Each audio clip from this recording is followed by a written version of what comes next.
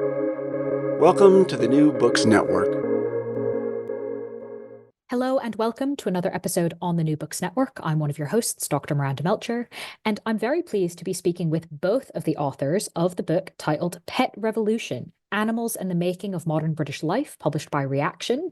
This book helps us understand in many ways how we got to where we are, having pets all over the place, having all sorts of special pet toys and items and vets being a thing, because it wasn't always this way. And in fact, it changed relatively recently. So I was fascinated to learn about how we got to where we are now. And I'm very pleased to welcome to the podcast both of the authors of the book, Dr. Jane Hamlett and Dr. Julie Marie Strange, to tell us all about it. Jane and Julie Marie, thank you so much for being here. Thanks so much for having us. Could we please start off by hearing a bit about each of you and I guess as well the backstory, right? How did you decide to write this book and to write it together? So I'm a professor of modern British history, and with a particular interest in the home, the family, and private life. And well, Julie Marie will say a little bit more about her background as well, but both of us had been interested in the history of the family and the home in different ways for quite a long period of time. And one of the things we'd noticed was that actually animals don't come into that story at all, really. And we felt that actually there was a really important dimension missing in these histories that didn't acknowledge the place of animals in the home and family. Yeah, so I'm Julie Marie, and I'm a professor of modern British history as well. And I've specialised in histories of everyday life, particularly in working class culture and amongst people in poverty. I'd also, randomly, it seemed, co-written with some colleagues, a book about dog breeding and the invention of the pedigree dog. And so when Jane and I were talking about our shared interests and areas of overlap, it seemed that we were a dream team to write a book together about pets and family life. How wonderful to come together in such a way. Thank you for that introduction. I'd love to kind of start at the beginning, I suppose, of the book and also kind of why the book starts when it does. Why was it that the 19th century is when we saw such an expansion in people having pets, such that it had all these impacts on culture and everything else? Well, I think that's quite an interesting question. I mean, I think what happens in the 19th century is that pet keeping, although actually sort of keeping pet animals is a really old practice, it goes back as far as prehistory, as far as we can work out, really, as far as humans as far as humans and animals have kind of coexisted together, there seems to have been some kind of relationship. I think what sort of seems to change in the 19th century is people's potential access to pets in terms of people living standards are rising, so more people are in a position where they have enough kind of resources to keep pets in their home, and the other thing that changes in the 19th century is that there's a new emphasis on the importance of the home and on domesticity in 19th century culture. And I think that really encourages this enthusiasm for keeping animals in the home. Lovely. Anything you'd like to add, Julie Marie? I think Jane pretty much covered everything there. It was quite a comprehensive answer.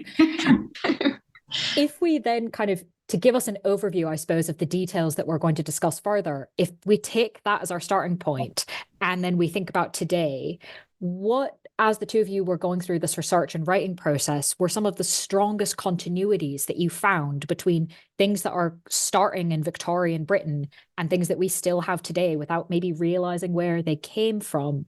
Can you tell us what some of those might be? I think the strongest one is probably the emotional connection between humans and animals. I think when we started to write the book, we thought that there would be a kind of linear progression in people becoming more and more emotionally attached to their pets over time. And I think one of the things that surprised us was just how companionable and how emotionally invested Victorians across all the social classes were in animals right at the beginning of our period. So we didn't necessarily see a shift in culture of people becoming more emotionally invested over time. That emotional attachment was there right at the beginning of our period.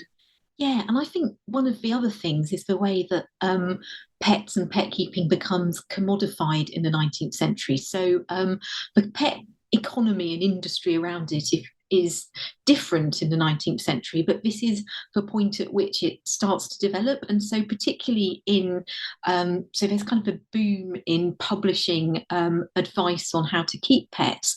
And there's also the emergence of a new kind of industry basically in manufacturing of kind of pet foods on a mass scale, and also selling a really wide range of pet medicines. So this kind of commodification of pet culture, although it happens in the 19th century in a different way, is I think really where some of the ways in which pet keeping is commodified today, say through things like sort of pet products, pet insurance, widespread use of vets for pets. Those things kind of have their roots in that 19th century commodification. It's where the market starts, if you like. And of course, partly the commodification depends upon you being emotionally invested in your pet, because we love them. We're willing to spend money in securing the best we can for them. So those things are really closely entangled. Yeah, and it's actually a case of sort of almost the emotion drives the economics, doesn't it? Which is quite interesting. Yeah, that's not often how we think about insurance, but it does absolutely have that link. Kind of as soon as you point it out, it's like, oh, of course that makes sense. Even if that's not the word we would, or the emotion we would necessarily associate with it. Those are definitely some clear continuities. But there's some aspects of pet keeping in Victorian England that are pretty strange, or at least I found them strange from a 21st century point of view. One of them being, what kinds of pets did Victorian Britons actually keep? And in what ways did that change over the time period you examine in the book? So that's one of the real points of difference between pet keeping then and pet keeping now.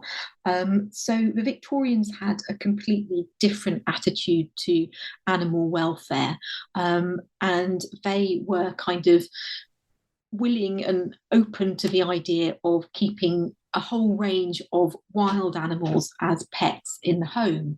At the kind of extreme end, those animals might be imported from quite far-flung destinations, but more often they were actually kind of wild animals and birds captured on British soil and brought into the home. So we see a really wide range of things like even squirrels, dormice, rabbits, different kinds of British birds, and even things like badgers and owls are being brought into the home as pets on quite a mass scale, in a way that we would actually find unacceptable today in terms of our sort of standards of kind of animal welfare, and also our ideas about how we should respect natural habitats for wildlife. Yeah, and those, I mean, what we see is that when people try and bring animals in from the wild and domesticate them, it usually ends in tears. So it's very bad for animals. They very rarely survive. But people just carry on doing it in the Victorian period. And so you get all this advice, these advice books in the early period telling you how to capture animals from the wild, how to tame them, and what to expect to go wrong, which is just really curious. So, for example, if you bring hedgehogs indoors, they will almost certainly not thrive, and yet people find extraordinary reasons as to why it's the hedgehog's fault. And so what we see is a real change over time in kind of appreciating what it is that animals need and why their natural habitat is so important to them. And it kind of links not just to shifting ideas about animals, but also shifting ideas about the supremacy of humans and humans over the environment, but also particularly sort of a very particular kind of white European human. And so we see kind of in a way, attitudes towards animals are a microcosm of shifting and contested ideas about much, much bigger questions as well. That, I admit, was one of the things that kind of most raised my eyebrows when reading this, especially this idea, as you said, of the kind of, well, it's probably not going to work, or here's the number of times you're going to have to try this with different versions of the same animal. And it was like, oh, okay. Yeah. How do we go from that then to this idea of animals being emotional companions that we have attachments with, that we're going to buy insurance for? I mean, that seems like a pretty big jump. Yeah, I mean, I think the Victorians conceived their relationship with those wild animals through an idea of taming. And they had this tremendous confidence in themselves as humans to be able to establish a relationship with an animal and to bring it into their own domestic sphere and to kind of domesticate it. So, what you see is an emphasis on relationship building with animals. And you see, and within that, actually, you do get a strong sense sometimes of the emotional connection that people at least thought they had with animals, although I'm kind of not convinced that it was a mutual exchange. So that taming relationship does establish this idea, at least, of an emotional relationship. And then I think as we move through the 20th century, there's a much bigger shift actually in the way in which authority in families is seen, in the way in which sort of relationships between different humans are framed. And I think people become more open to seeing a more kind of, not a more equal relationship between humans and animals, but one that's more mutual and one that has more kind of exchange between the two. And a really good example actually is the now rather outdated advice of the dog trainer Barbara Woodhouse, which she first put together in the 1950s. And she was one of the first people, when writing about dogs, to say that actually, if you're having behavioural problems with your dogs, this is your fault as an owner because you have not established the right relationship with them and you haven't thought about that relationship as a kind of mutual exchange. So the relationship becomes important to the Victorians, but the way that the relationship itself is framed really changes as we move through the 20th century. I think there's also that thing that Jane mentioned at the beginning about sort of just that Victorian confidence in the intrinsic moral good of the family and the home, and that therefore it must be good for animals too. But I think one of the interesting things about the rising commodification is the way the market responds to shifting ideas about animals in that space. And so the market then generates a culture of breeding animals specifically for domestic consumption. So what we see is kind of the growth of very specific kinds of birds like canaries being bred for domestic settings. Rabbits, so instead of taking the rabbits from the wild, you buy them from breeders or buy them from pet shops where they've been bred specifically to only ever live indoors. So some animals persist in still being seen as domestic pets, but the way in which they're bred and consumed or captured is different. That is a very interesting evolution indeed over really not that many decades to have quite a big jump, especially if we're talking in terms of family life and that generational idea. But Jane, I'd love to pick up on something you mentioned earlier, that in many ways we can think of Victorian attitudes towards pets as microcosms of Victorian attitudes towards other things. So now that we've got a better idea of kind of what kinds of pets and how they're thinking about them, can we expand the discussion to thinking about how these ideas about pets? I mean, Victorians are thinking about a lot of things. They're thinking about gender roles. They're thinking about what an ideal home life is. How do pets fit into that? So pets are themselves very clearly gendered by the Victorians. So sort of dogs are usually imagined as masculine and cats are imagined as feminine, for example. And there are also very clear ideas about how men and women and boys and girls should interact with pets differently. So boys are encouraged to go off into the wild and kind of demonstrate their kind of nascent manliness, if you like, by capturing wild animals and bringing them into the home, whereas girls are in the 19th century in particular, really sort of encouraged to take this more nurturing attitude, and to so the boy captures the fledgling, and then the girl has to kind of nurse it for for weeks and weeks. So there is this the way in which children in particular are encouraged to relate to pets is clearly very gendered.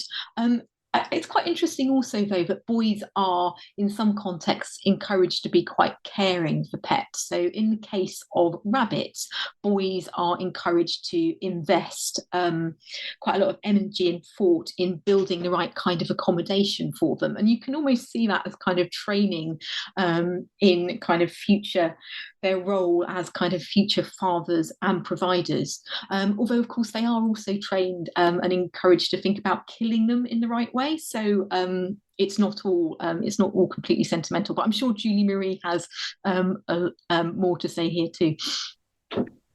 Well, I think one of the things that really interested us about sort of gender and family was the way that animals are brought into family life, partly as kind of moral guides and moral instructors for children. So, for example, you may have a kind of a masculine gendered dog, but that dog is equally valuable as a moral instructor to boys and girls. And the dog will teach them about loyalty, about faithfulness. So it's partly animals are kind of like instrumentalized by parents and guardians as a way of teaching children the Christian values and a Christian morality, which again is linked back to kind of much broader ideas about gender in society, but also about imperialism. So Jane's point about boys being kind of encouraged to go and capture things from the wild, there is this intrinsic assumption embedded within that white European boys have every right to go and capture and take things from the wild, and to kind of enforce their will on other people that are seen as lesser species and lesser creatures. So I think these things kind of like spill out much further than just family life. Yeah, that makes rather a lot of sense, and does pretty directly link to practices of imperialism, particularly given the kind of in charge, master, command aspect of things.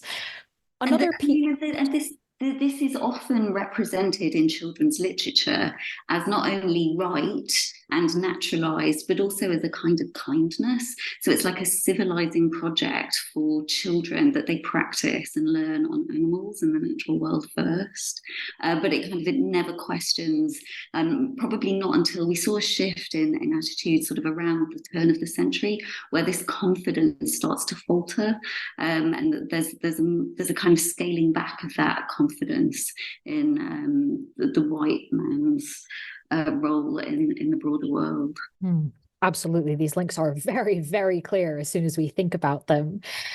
I wonder if we can add another aspect of Victorian thinking and culture that we haven't necessarily brought in yet. Of course, one of the things the period is notorious for is class division. To what extent are these things that we're talking about in terms of how pets are treated, what kinds of pets people have? Does that differ between social classes in the 19th century? Yeah, I think one of the things we were really keen to do with this project is to look at a really broad social range of pet keeping, because other studies have tended to focus on the middle classes.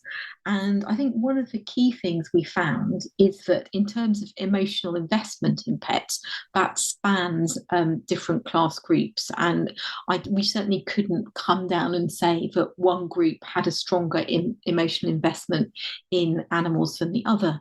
But that said, sort of the kinds of animals people keep and the kinds of animals people are able to keep is often shaped by their class identities, and also how much money and how much space they have in their homes. These factors are really important.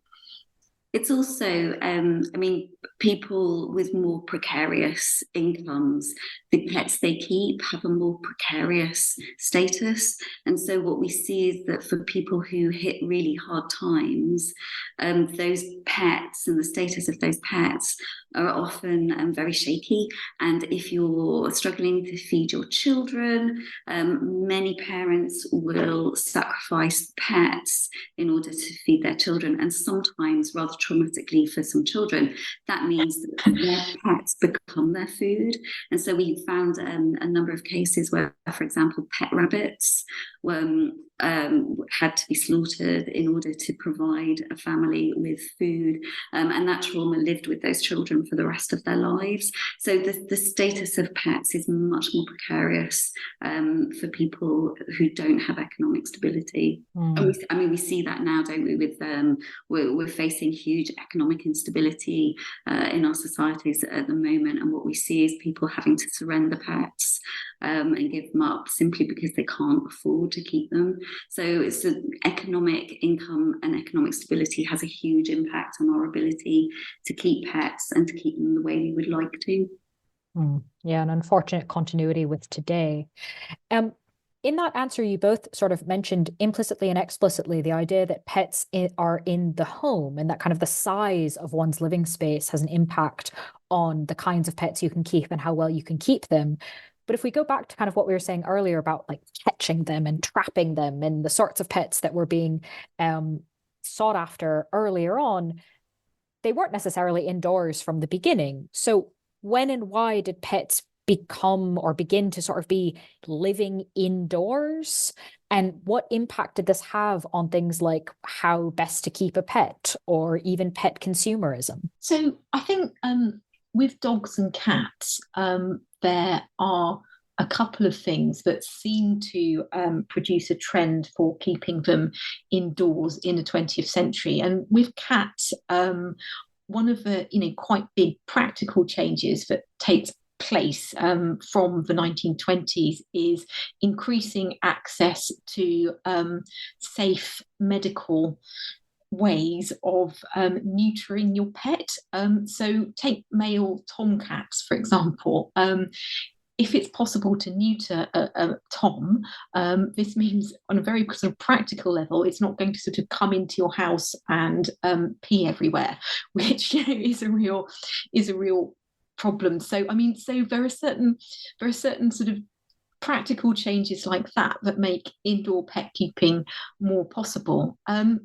With dogs, I think there's a really interesting shift between the norm in the 19th century, which was to keep your dog outside your house. And quite often dogs were chained outside houses, playing a role in household security as well as being pets for the household. And that becomes gradually more unacceptable in the 20th century, and partly because there is a kind of rising sense of the need to pay attention to animal welfare, and groups like the RSPCA are starting to prosecute dog owners who keep dogs in kind of difficult conditions. I mean, not every dog who is sort of kept outside a house is being sort of kept in difficult conditions, but some of them were. And I think that really helps people recognise that, perhaps having a dog, in those circumstances wasn't best for the welfare of the animal. I'm sure Julie Marie has got a lot to say here too. Well, so some of it depends on the kind of dog, right? So if you have like a huge kind of German Shepherd or, something big, then actually the practicality of that being, particularly in a small house, is quite difficult. But for smaller dogs, your kind of terriers, your lap dogs, there was a much more acceptable culture of them being indoors from the beginning of our period, because they are imagined as lap dogs. And I think one of the interesting things for us to think about is what a Victorian home looked like. So typically they were full of stuff. So they were just so busy, those interiors, with all the curtains, the drapes, the occasional tables. So actually inviting animals into a really crowded space was quite challenging in lots of ways. If you go lower down the social scale, a lot of those houses have lots of people in them too. So kind of introducing dogs particularly, but also cats to a point, into these interiors is a recipe for absolute chaos. And I think it helped us think about, I think when we think about the Victorians, we think about really dour, quite, serious, sensible people who are obsessed by cleanliness, being next to godliness and respectability. And actually, when we thought about it, these animals were coming inside the home and they were often just creating absolute chaos and mayhem. And actually, a lot of these Victorian families were happy to accommodate that. It didn't always go down well, and it could create family conflict, but it really forced us to readjust how we thought about the Victorian interior and how people moved around this space and shared it with species, other than humans.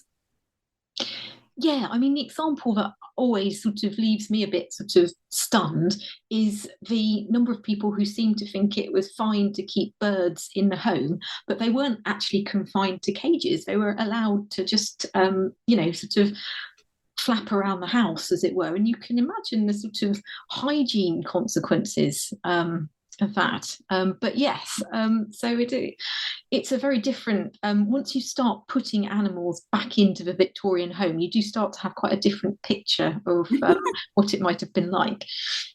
And a different picture of those Victorians, because actually they're maybe just not as uptight as we thought. Yeah, absolutely. Yeah. Yeah, I have to admit that was definitely a very vivid mental image that I had reading that section of the book, and just imagining sort of as a kid, it would be quite fun, but as an adult being like, oh my God, that got knocked over, that got knocked over. Goodness, like the amount of tidying up that sort of inevitably seemed to be part of this. How did people then talk about it? We have all these discourses today about families that have animals in them as being somewhat different than families that don't have animals, and it's maybe a different kind of bond or a different sort of lifestyle. How was this talked about in this period, and to what extent did it change, given how many things about pets changed in the period of the book?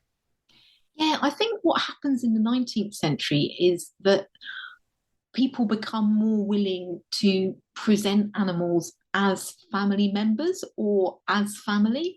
So we seem to find more visual representations, more sort of paintings, illustrations where animals are presented as part of the family, and also kind of textually, sort of animals are talked about as being part of the family. So they are being recognised as family members. What I don't think is happening quite so much in the 19th century is an explicit recognition that there is something different about the human animal family. And I think that's something that we've started to recognise a bit more recently, actually. And I think probably that's actually one of the motivations for us in writing this book, was this increasing recognition that I think we have, that actually human animal families are slightly different. And so, we wanted to know how that worked in the past. I think there was also something about it helping us rethink what the Victorian family actually was. So I think when you think about the Victorian family, your immediate kind of stereotype is of a heteronormative mum and dad and children.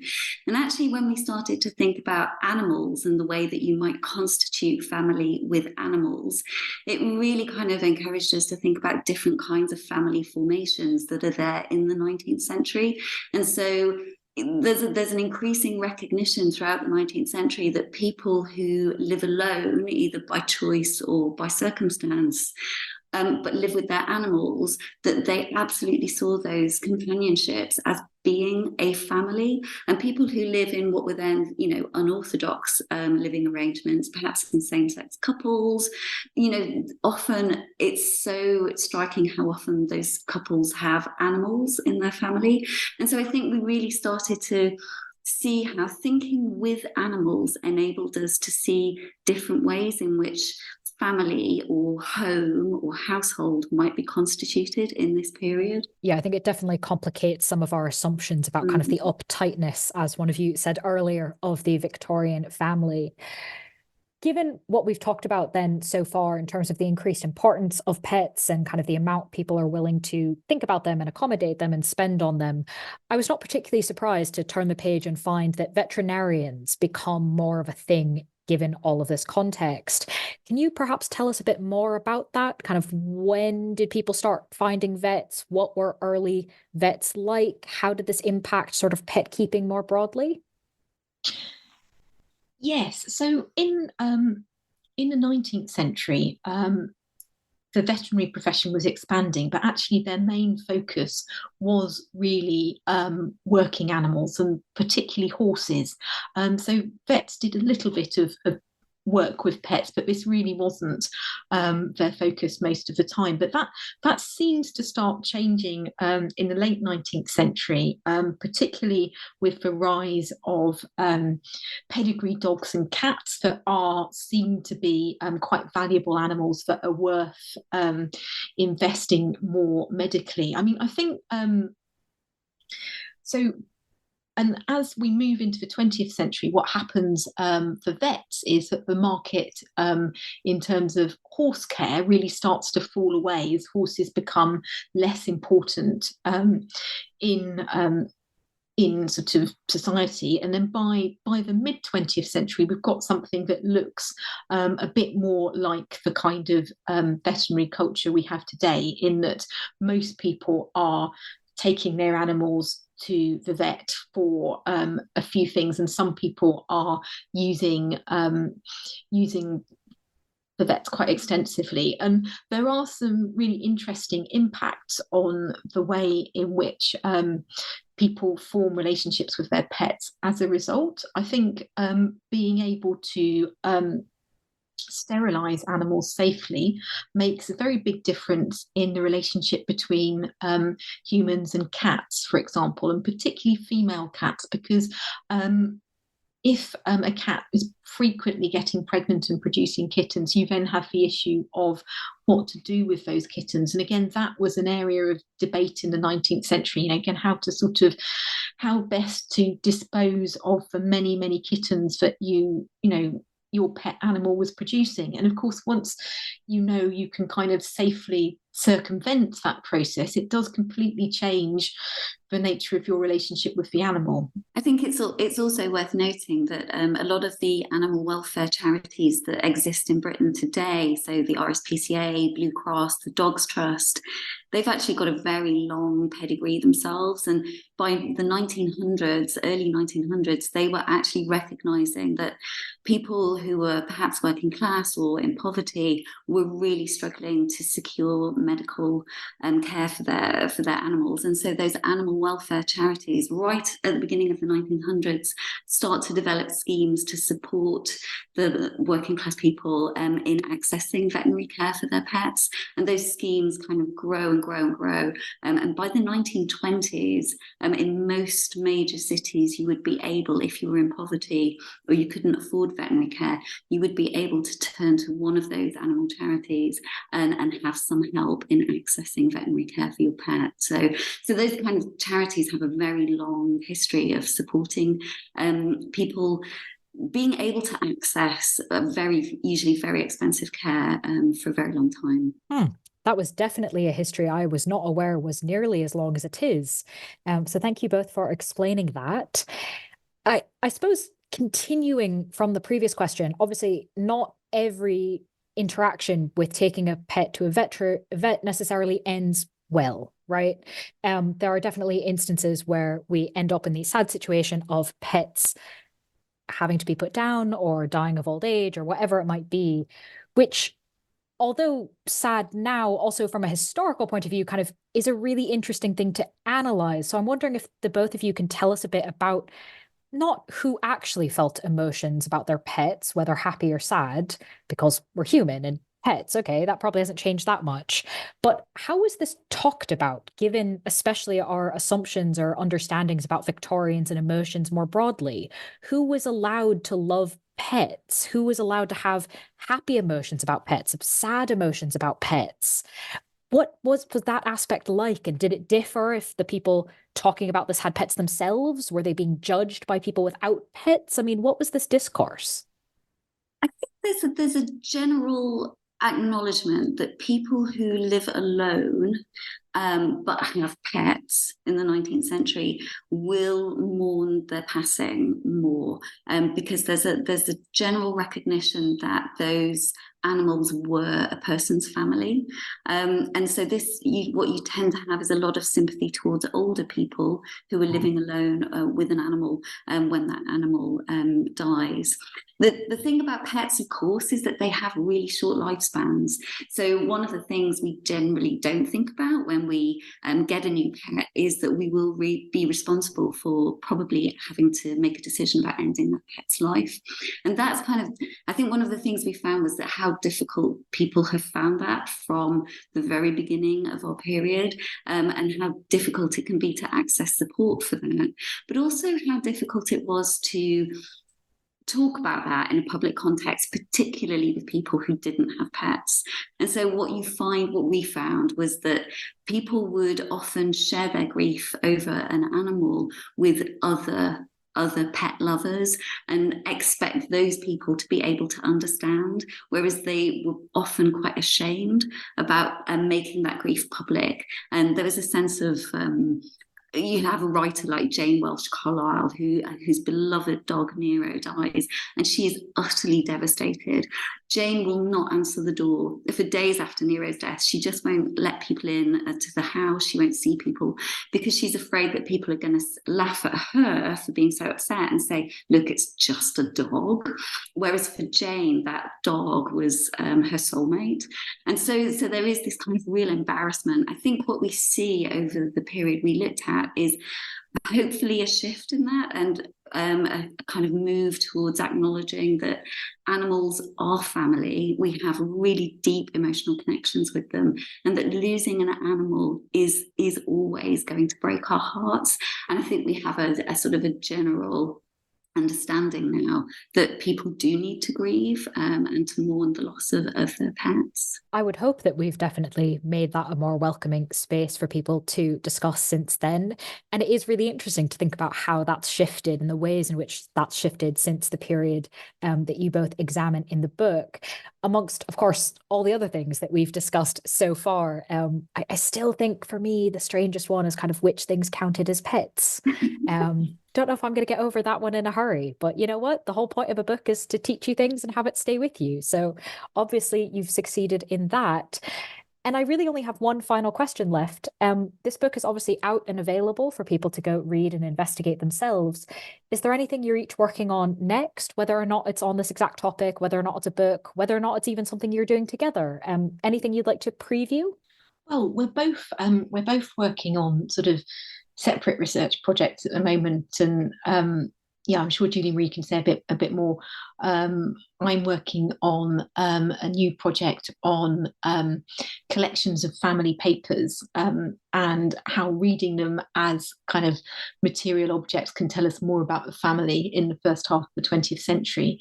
But we are definitely, I think, going to do a bit more work on pets as well, because we were so fascinated by this topic. And I think with this book, we were able to lay out, a clear sort of social history of what happened to pets and pet keeping between the 19th and 20th centuries. But I think there's quite a lot more we could do, and certainly in terms of thinking more in depth about the emotional relationships and the kinds of families that families and pets can produce together.